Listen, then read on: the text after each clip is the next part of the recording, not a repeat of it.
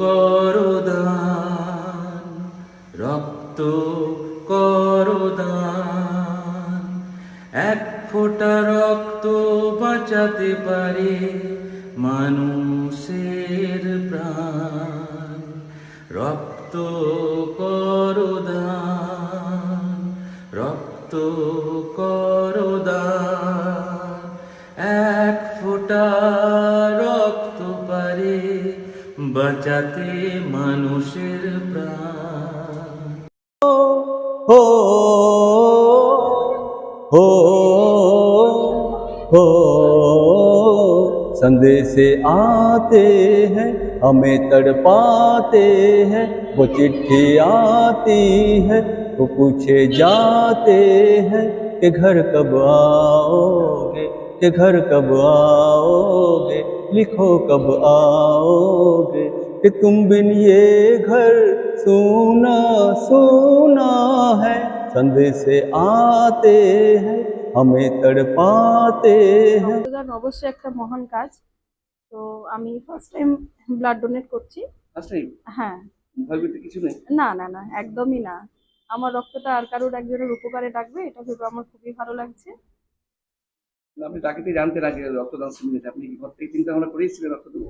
হ্যাঁ, যখন শুনেছিলাম তখন একটু ভেবেই এসেছিলাম। তারপর সবাইকে দেখলাম অনেকে দিচ্ছে, তখন আমার আরো ইচ্ছে হলো দিই, কেন আমার রক্তটা তো কাজে লাগবে।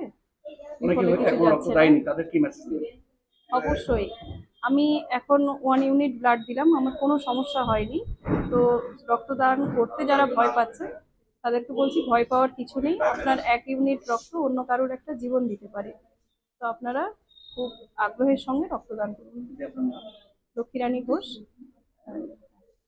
না, বিউমিন সাহেবের কাছ থেকে যখন খবর পেলাম যে ওনারা এরকম একটা মহতী উদ্যোগ নিয়েছেন, তো চারিদিক থেকে যেভাবে খবর পাচ্ছি যে বিভিন্ন ব্লাড ব্যাংকে রক্তের স্ক্যারসিটি চলছে, তো সেখানে মনে হলো যে একটুখানি অংশগ্রহণ করা দরকার, তাই চলে এলাম। রক্ত দিয়ে কোনো অসুবিধা হয়েছে? না না, কিছু অসুবিধা নেই। এই আগে দিয়েছেন? এর আগে দিয়েছি। এখন অনেকেই ভয়ভীতি করেন এই বিষয়ে। না না, একেবারেই নয়। মানে ডাক্তারি পরিভাষায় যেটা বলে, যেটা বিউমিন সাহেবরা আরও ভালো বলতে পারবেন, যে ফ্রিকুয়েন্টলি রক্ত দেওয়াটাও স্বাস্থ্যের পক্ষে অত্যন্ত ভালো। তো সেইটা কোনো একটা সময় থেকে সেইটা জানতে পেরেছি, এবং তারপর থেকে প্রায় কন্টিনিউ এরকম কোনো প্রোগ্রাম থাকলে বা কারোর প্রয়োজন পড়লে রক্তদান করতে যাই। সুশান্ত প্রামাণিক, সমষ্টি যুগ্ম সমষ্টি উন্নয়ন আধিকারিক, রঘুনাথপুর এক।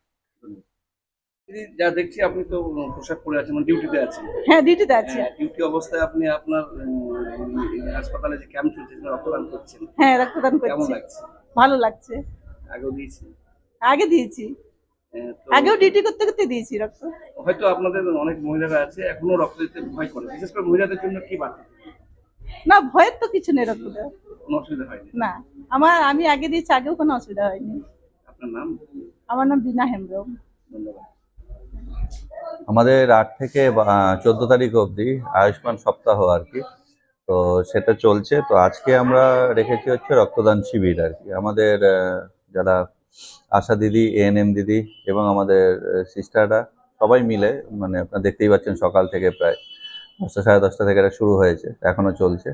তো সবাই মূল উৎসাহ নিয়ে মানে আমাদের রক্তদান শিবির চলছে, এবং পারিপার্শ্বিক যারা আছেন তারাও অনেকে এসছেন।